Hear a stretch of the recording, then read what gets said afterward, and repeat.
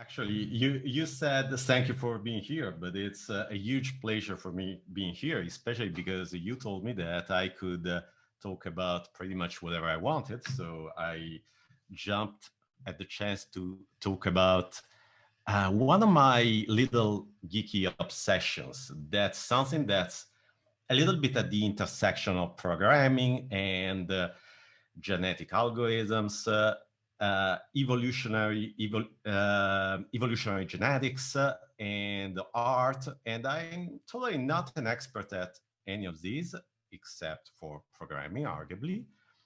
But I'm totally fascinated by the intersection of these disciplines. That is something called sometimes artificial life. And because I'm so fascinated, I wrote my own pet project about artificial life, and it centers on these little stick creature things. So let me show you how this thing works from the inside out, starting from the very basic, how these creatures come together. Um, their embryology, in a way, that is the way that I generate a genetic code for these creatures, which is actually just a stream of random bytes.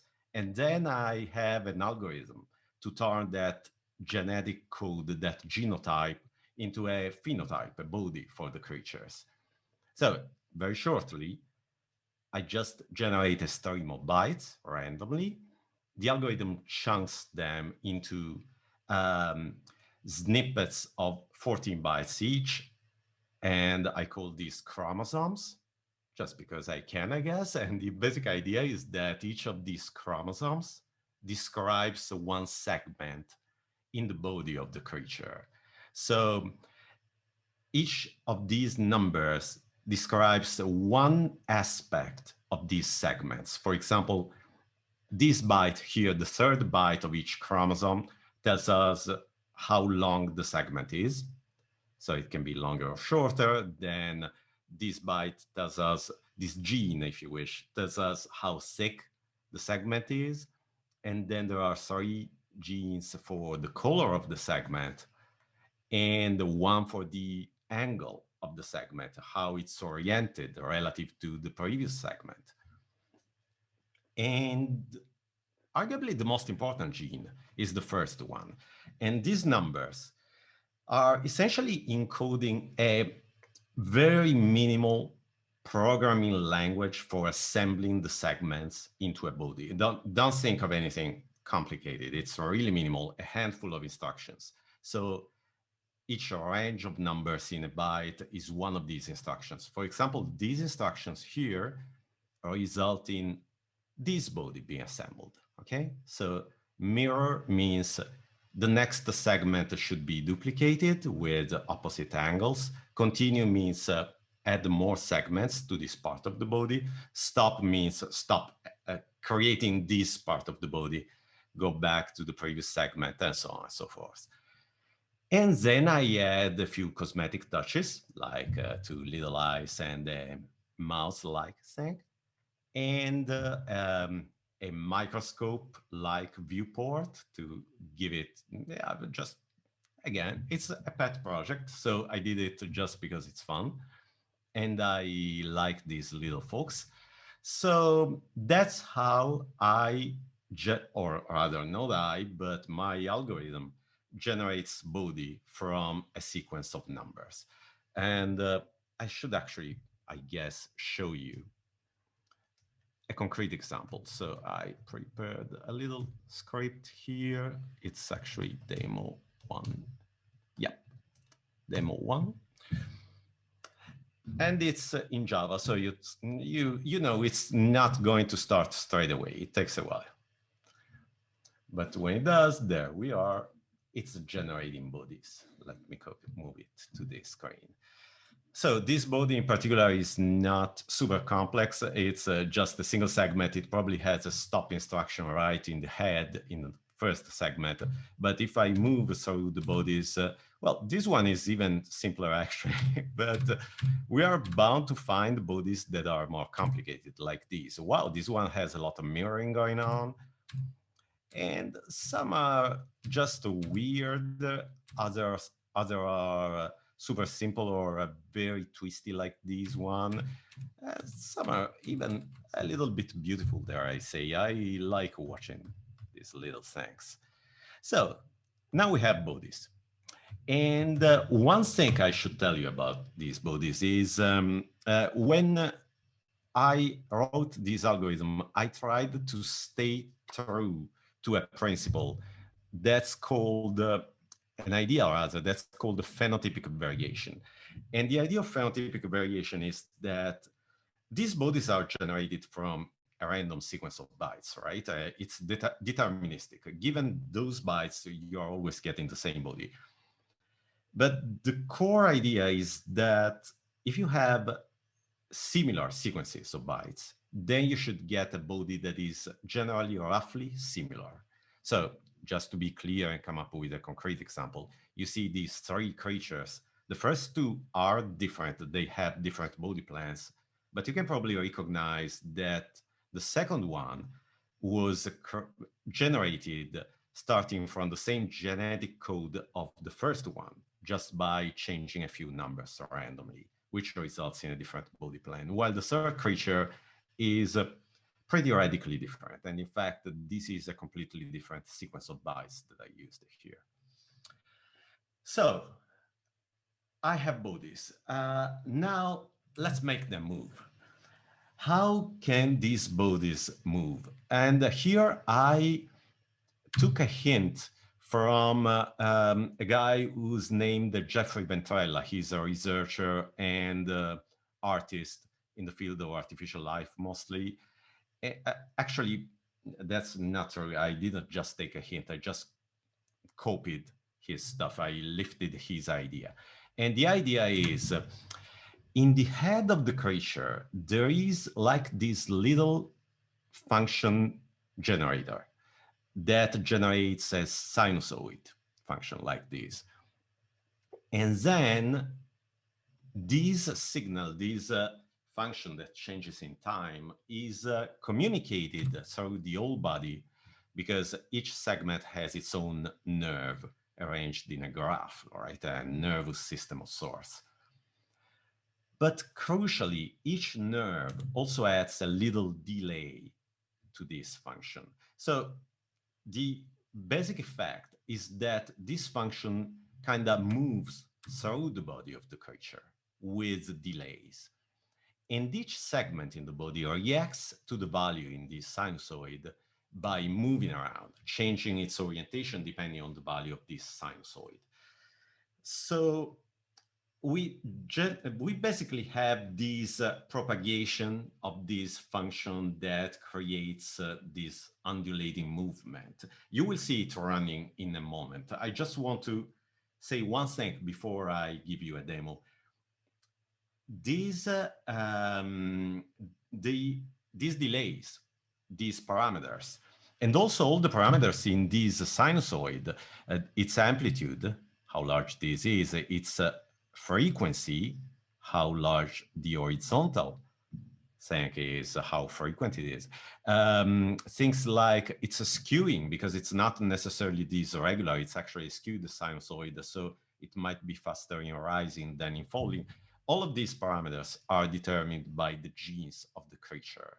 That's part of its phenotype. So the creature is always moving in the same way, depending on the genes.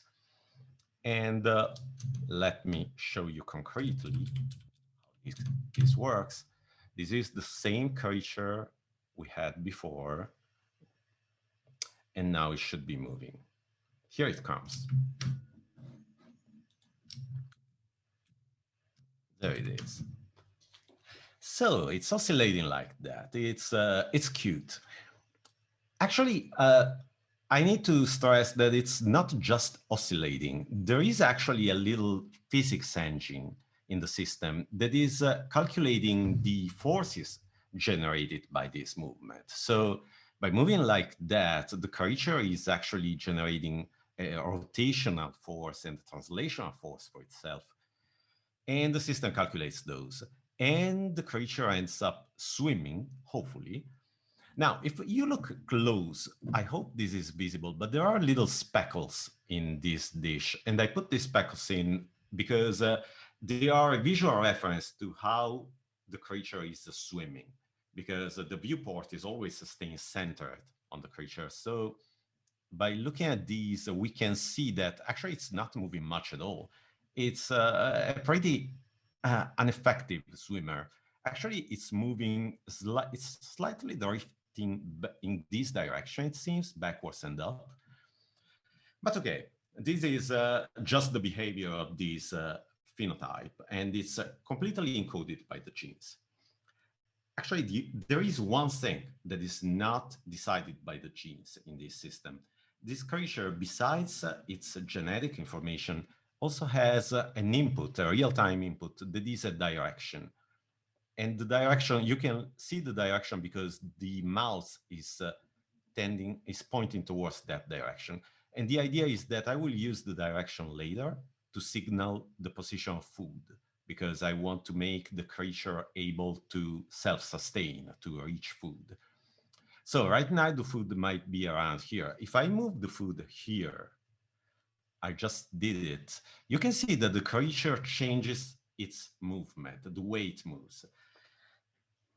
I need to be clear on one point. It's not like this creature knows that there is food in that direction and it's trying to reach the food. The creature is just moving in a random way.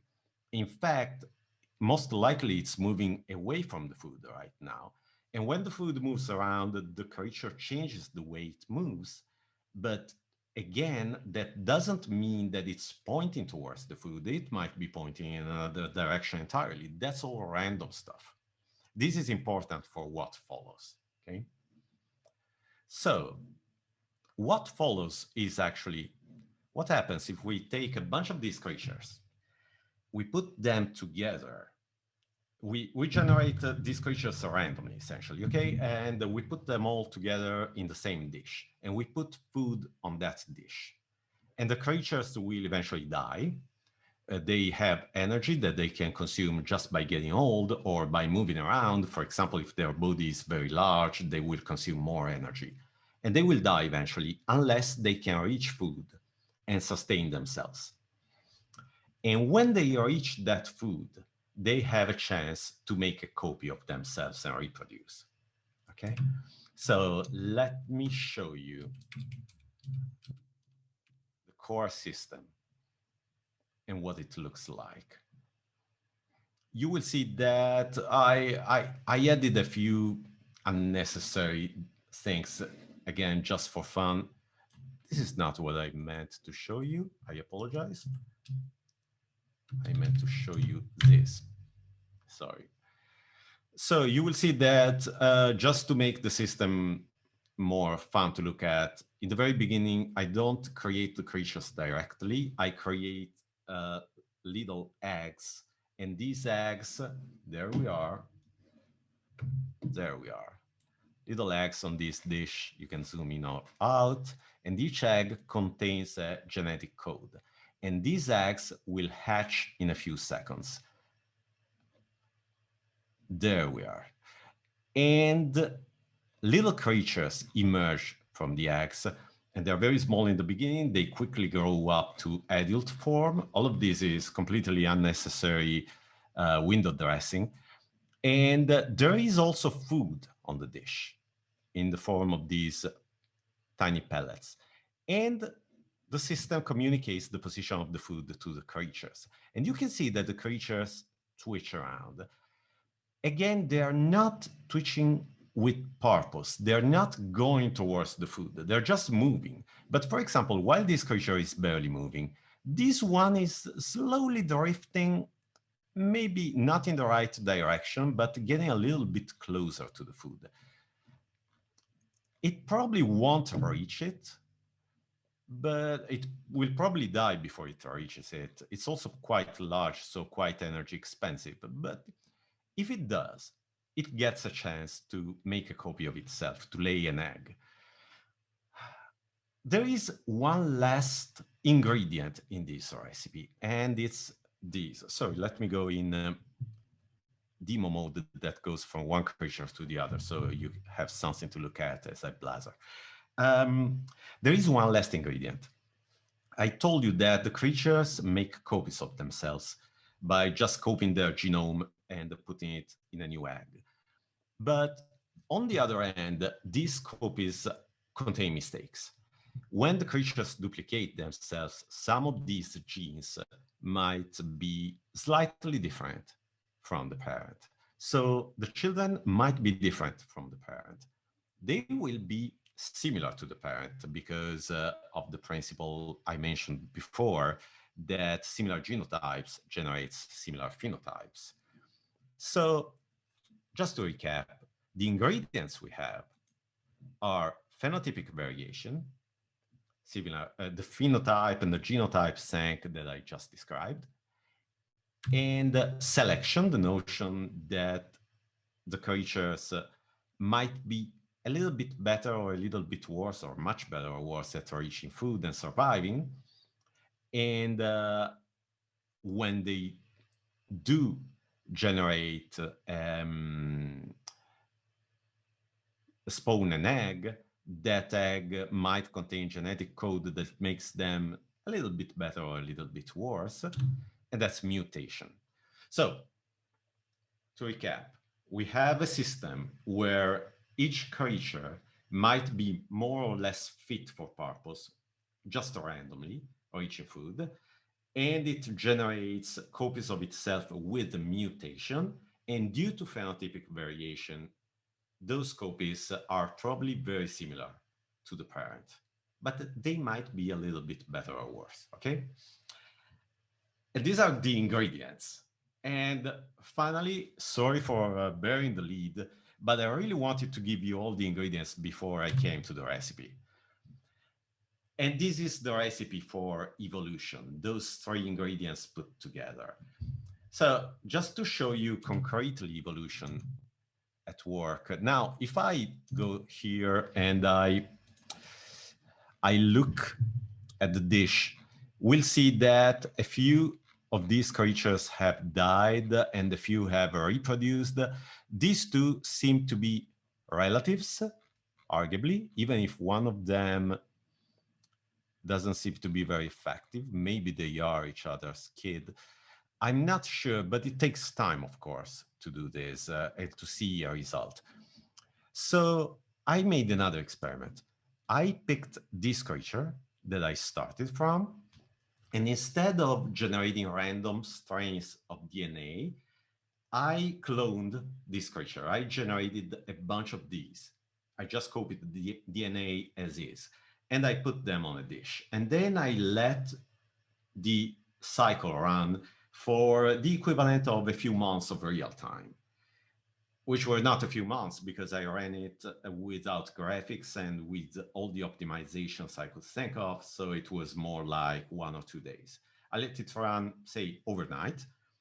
And when I came back to it, it was, I had a few generations, a few thousands of generations, actually. I see that there are questions, probably, but I promise I will answer them all at the end. Please keep asking if you're asking questions. So I let it run for a few thousand generations. And when I came back to it, essentially there was only one species on the dish because most of these lineages had gone extinct. And I dumped all the data from this experiment in a big file, and I got a very, very large ancestry tree. Now, this is only the first few generations because the ancestry is really, really big, and it wouldn't be meaningful to draw it in a chart like this. But if you look at the first dozen or so generations, each horizontal line in this tree is an individual. And you can see that most of these clones, the small lines here at the left of the diagram, most of these clones actually went extinct quite quick. Maybe they managed to reproduce once or twice, but they didn't go anywhere. But there was one in particular that gave rise to a very broad and deep ancestry tree. And this one seemed to be more successful. So what I thought of doing was I looked at the dish and I saw these surviving species, and I found a specimen that was very representative of this species. There is a concept in biology I found out called the Levenstein's distance, which is essentially the genetic distance, and I found one that had the least genetic distance from everybody else. Again, I'm not an expert at this stuff, but I figured out a way to select a single individual that seemed to be representative. And then I tracked back to its original parent. And now we have a lineage, the sweet path of evolution, the lineage that was successful amongst the many who failed. And we can visualize all the individuals in this lineage by their DNA. And I did it, and I put these in a little demo. And nice question, Fran. It will another will come.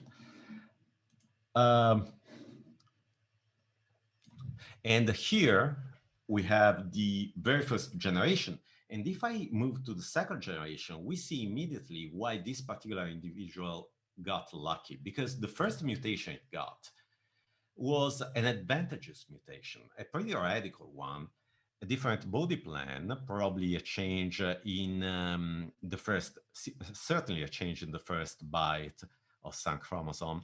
And this new individual, if you look at it, the way it moves, it's not any better at going towards food. It's going in the wrong direction entirely. But it's going in the wrong direction faster by moving more. It's twitching around more, which apparently made it more likely that this specimen would stumble upon food just by blind luck. And now evolution is something to get a grip on. You know, it has a path, a dependency path that it can follow to make this creature better by incremental design.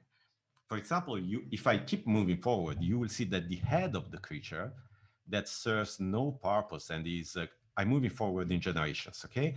And the head is gone here because it was just consuming energy. It was adding body mass without doing much. And I'm moving forward and forward. You can see that the legs of the creature are getting thinner because, again, they are consuming energy by being big and fat. And actually, if they get thinner, they can serve their purpose better, which is to support those big chunky feet that propel the creature forward. So here is what we have after 300 or 400 generations. And this thing is moving pretty fast. I would say there are no speckles right now to, yeah, there we are. Here are a couple. Yes, it's not only moving fast, it's moving in the right direction. So I would wager that even the parameters of the nerves of the creature have changed to make it better at moving in the right, drifting in the right direction, right? And if I keep going, and now I'm going fast, I'm skipping 10 generations at a time, you can see that there is this gentle, continuous improvement of this creature towards a shape that is more fit and better to each food. And I watched these generations already, so I know that around here, there is this key mutation. The creature loses one of its organs, one of its legs, and now it's just this one foot moving and this other segment. And apparently, this is an advantageous mutation, or it just got lucky, and evolution is taking a different path entirely. Now, it doesn't make much sense, apparently, judging from what happened later, to make this creature thinner and thinner. Now the creature is getting a little bit less thin and a little shorter to move, and probably changing the way it moves as well. That's not easy to see from this program here. And this is the final result. The moment I interrupted the experiment, it's still evolving, but I interrupted it. And if you look at it now, it's this creature that has these fin moving, propelling it forward, probably at great speed. And these other organ acting like a rudder of sorts to keep it, prevent it from spinning wildly and probably keep it on track. And apparently this is the most fit creature in this evolutionary line for now. So I had this run for a number of times because it was so much fun to look at. And I generated a number of interesting creatures. Like I have videos here.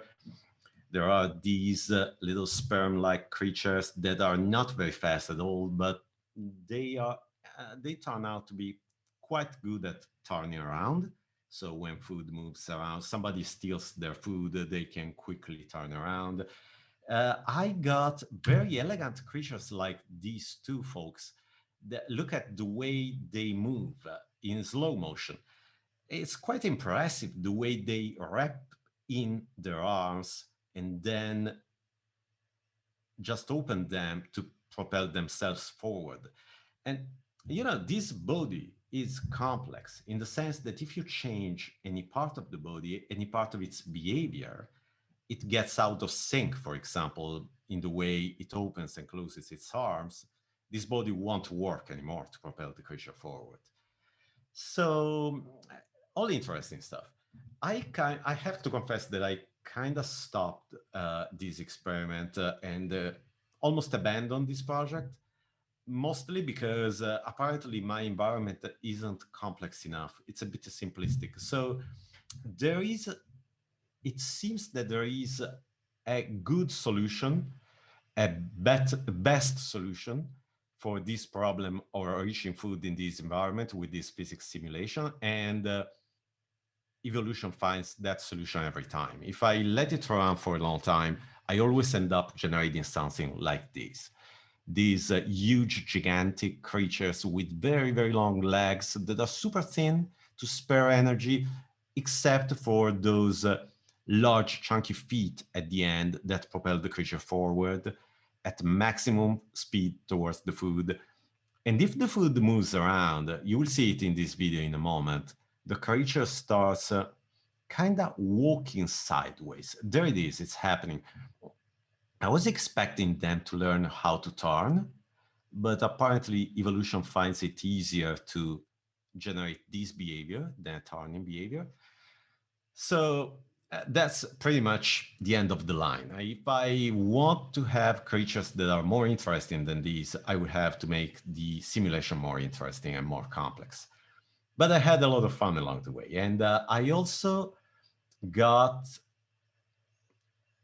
thank you, Anatoly, for the question. It's going to come. I also got a question.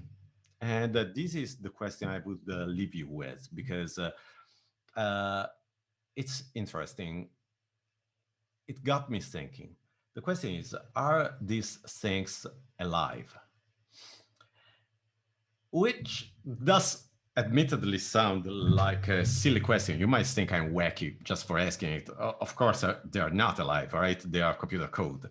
They are just an algorithm, totally deterministic, and there is nothing resembling life in them, except that if you look for the definition of life on Wikipedia, you will find that we just don't really have one. I mean, in biology, we don't have a clear-cut definition of what life is. It's more like a checklist definition. Yes, if it has these things, it has homeostasis and a life cycle and then it's alive. Except that there are things that we do consider alive in general that lack some of these things. And conversely, there are things that we generally don't consider alive that have multiple items on this list. So it's, I would say it's a Douglas Adams question, if you catch my drift. Like we can look for an answer, but we probably wouldn't understand the answer because we don't really understand the question.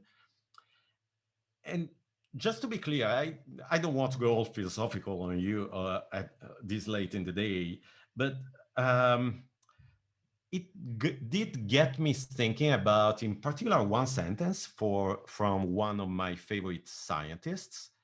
Um, he's an imaginary scientist, but I guess nobody's perfect. And this scientist will come in a moment because I want to show you something. These little green things. There was a time when I was running experiment after experiment, and all the experiment would immediately degenerate into something like this. Swarms of tiny creatures taking over the experiment, just reproducing like crazy, and stealing everybody's food, and everybody else was going extinct. Very imprecise movement, very rough, but just, power in numbers. They just survived because some of them stumbled upon food, and they didn't consume much energy. Only if you look at them, the way they move, it's an impossible movement. It's not physically correct. When I looked at them, there was something definitely wrong with them. Look at these. They don't move in any meaningful way. And then I looked into my code and I found a bug. I found that there was a bug with the way I calculated the moments of inertia.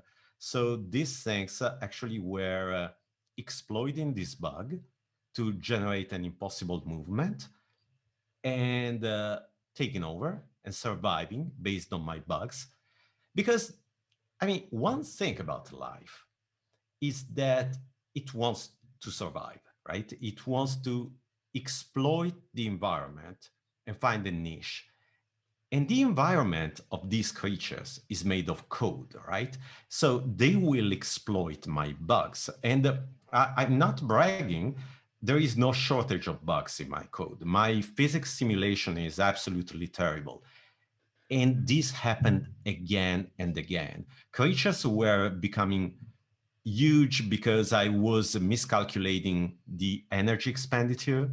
Uh, Creatures were becoming super slow because I was miscalculating again the way that they would rotate given it happened every time I had a bug. They debugged my code for me because they showed me something that shouldn't be there. They wanted to survive. And then I will come to that sentence from that imaginary scientist. That is, it finds a way, right? Life escapes all barriers. And I was putting up fences in the form of physical constraint. But as soon as I had a hole in those fences in the form of a bug, they would use that bug. That was the amazing part of this experiment. And it's almost touching because yes, they are little stick creatures, but this principle that generated them is a very simplistic form of the same principle that generated all life, included ourselves. So that was it. Thank you. And Kimberly, do we have time to answer questions? We definitely do. Okay. I'm starting from I'm going in order. If I miss anything, please let me know. Okay, I will leave this here with the link to the GitHub project in case anybody wants to hack with it. It's honestly, again, not very good, but you can probably write something better on your own. But it's here. There is that. So. Question, Fran, have you tried out the predator-prey models? This is something I wanted to do. I kind of gave up just because I found it super hard. I started on the principle that I wanted to write all the code myself. including the physics and so on, and the collision model necessary for actually making the creatures eat each other was a little bit too much time effort. So I kind of gave up on it. But I definitely wanted to see how the predator prey cycle would move. And I think I will start an entirely new pet project based on that, where the creatures are maybe a little bit easier to manage shape wise. So I don't have to do a lot of, collision calculations. That, or I might use a Unity or another system that includes collisions by itself. I definitely want to do that. Anatoly, what practical application can this model be? This model, no practical application that I'm aware of.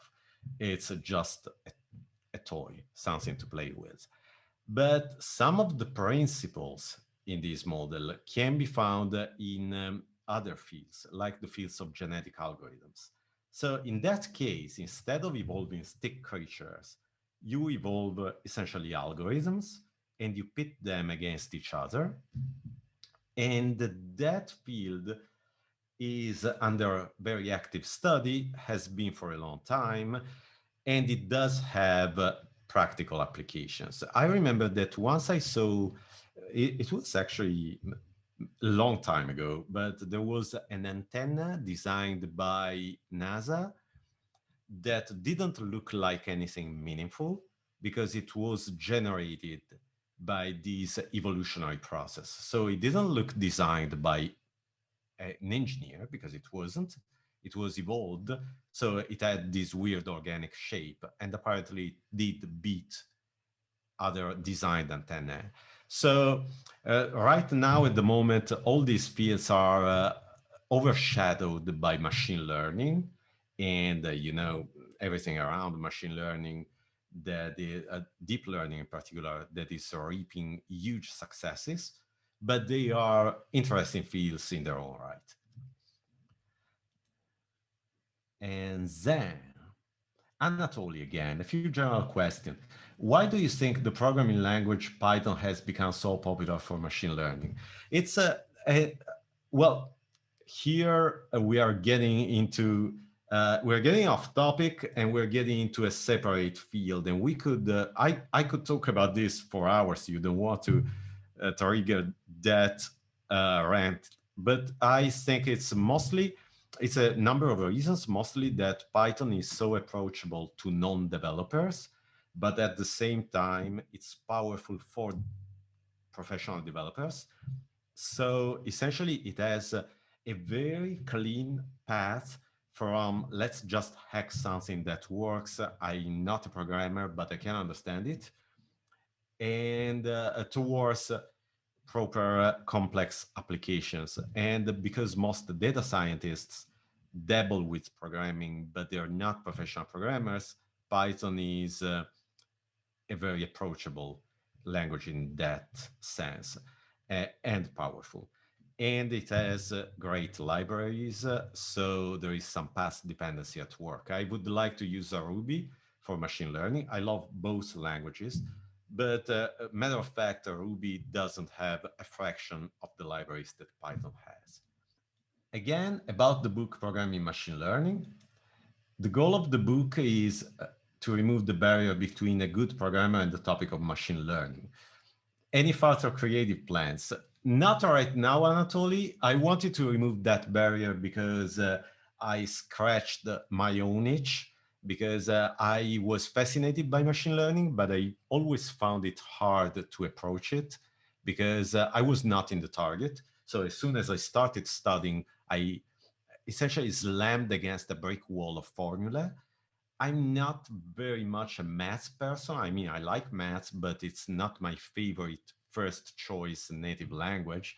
So I wrote that book because I wish I had more of those books for developers, because that's what I am. That's the language I understand.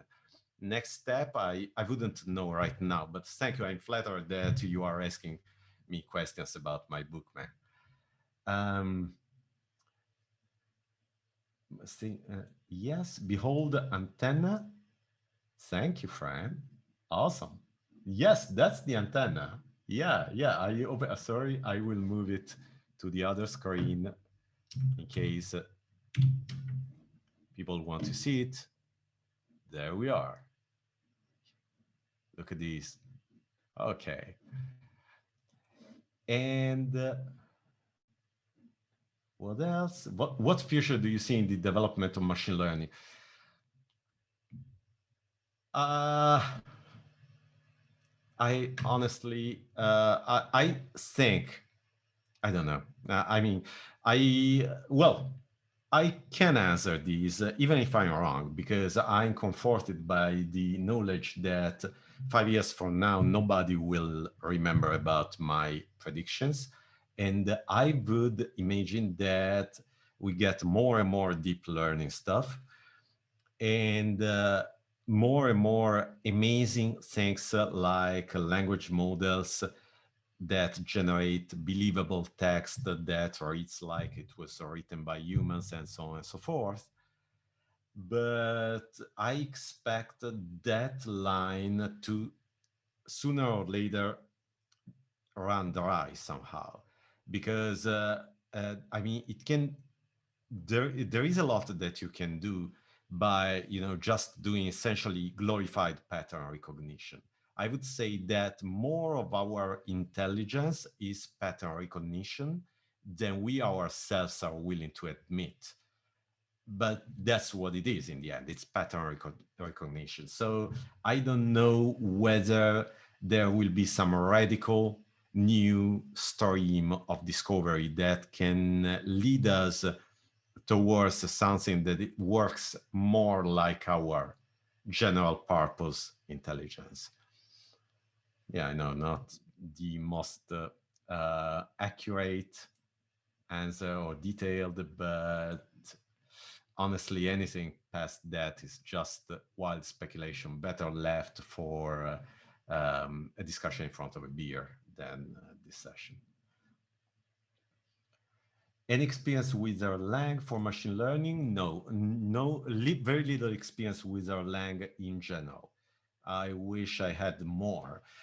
More than Erlang, I have it on my to-do list learning Elixir, which is based on Erlang, but honestly, I'm not competent in that respect. I hope I didn't miss any question here, folks. Thank you, folks, everybody. It was a nice session.